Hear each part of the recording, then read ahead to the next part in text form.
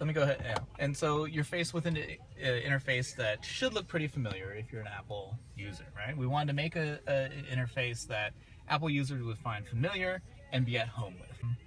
And it makes life so much easier inside of a car because you can keep your hands on the wheel, eyes on the road, and still interact with everything. In fact, almost everything I do, if we go ahead and tap phone, you'll see that Siri immediately will ask us, call who? Call Mike Ashton. Calling Mike Ashton. So super simple to make a phone call, right? Yeah, it should be a very easy thing. All you need to do is say, call this guy. I'm actually not going to pick up on Mike because we've been spamming him all day long. I have nothing left to say. But because CarPlay is being driven by your phone itself, you'll see that all of your favorites and all of your recents and all of your contacts, they're all here being driven by the phone, right? You can even do your fun accelerated scrolling. And what's important about that is that you don't need to sync anything to the car. You don't need to upload anything to the car. It's all being driven from your phone itself. Right?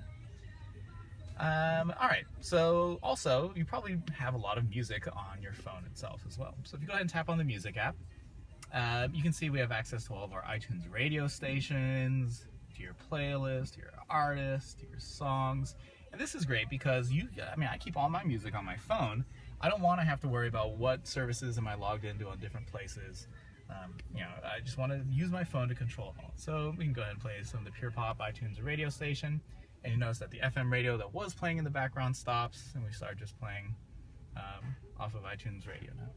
This page, we can do a grand total of what? Like 3 things. Play, pause, fast forward, or add to a wish list. And this is very much by design, right? You want to concentrate on driving, just be able to handle the things that make sense to do while driving. Let's go ahead and pause while we keep on talking. All right, so you got your music on, and now you got to figure out where to go. And that's where our Maps comes in. So Maps is super cool because not only do you get a great Apple Maps experience, you can see right here that there's this suggestion that's come up. It's like, you have been looking for this sushi place so many times, you probably really want to go there, right? It's only 8 minutes away, you can drive there. And the phone is doing this because it knows who I am. I've done a bunch of searches for some sushi, and it's saying, hey, you should probably go here. In addition to that, because your phone has access to your emails that might have addresses in them, or text messages with addresses, or calendar events that have addresses, your phone has a pretty good idea of where you're going next, right? Because of that, when you tap those destinations, you're going to see some places that you've searched for already, some places from text messages, places from calendars, places from emails, all sorts of different places. Where would you like to go? Find a hotel. I found quite a few places pretty close to you. Yeah, so you find a hotel pretty easily, tap on one, be like, oh, there's the standard downtown, hit start, and it'll do a great turn-by-turn directions to get there. The standard downtown LA. Take a slight left turn, then turn left onto South Figueroa Street. Yeah, it's pretty cool. And then finally, messages, right? Messages is kind of a sticky situation to use inside of the car. And as you can probably guess, Siri is going to shine front and center right here. Who would you like to text? Susan Park. Okay, what do you want to say to Susan Park?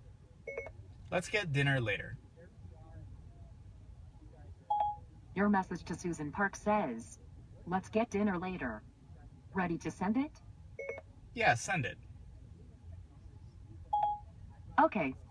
So you can see that you can do an entire text message without ever having to type anything or touch the screen or anything like that.